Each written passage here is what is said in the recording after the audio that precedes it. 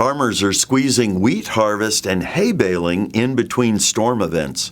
The moisture is unwanted for wheat and hay harvest, but the rain means better soil moisture for summer crops. Farming has always been one of life's ultimate balancing acts.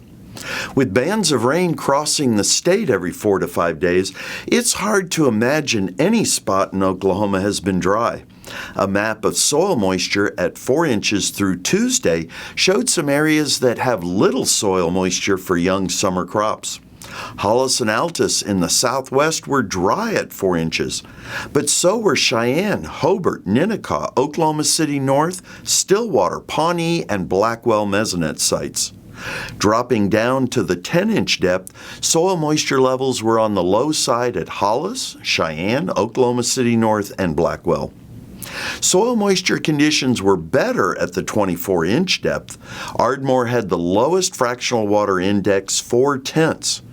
Eric, Cheyenne, and Blackwell had readings of 5/10 on a scale where 0 is bone dry and 1 saturated. While fractional water index values are point measurements, plant available water tells us how much water is available in a column of soil. From the surface down to 16 inches, the brown areas don't have much water available for plants. Yellow areas are on the marginal side. Maybe early June rains will fill in those soil moisture gaps. Farmers have also been checking soil temperatures. Soils were warm in a band from Waurika to Cheyenne across southwest Oklahoma, up through central Oklahoma, and up into north central areas. The 3-day average bare soil temperature at 4 inches was 80 degrees or higher at 26 of the Mesonet's 121 sites.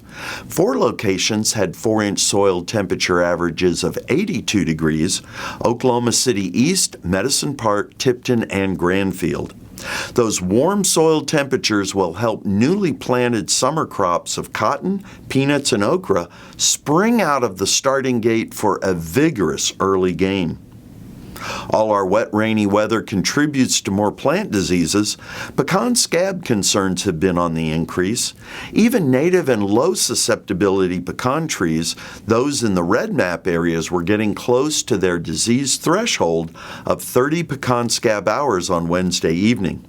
Pecan trees in the light green areas were seeing their disease hours climb as well. A number of sites had pecan scab hours in the mid-teens on Wednesday evening. And the wet weather that ended this week will lead to more pecan scab hours. Peanut leaf spot infection was also a concern.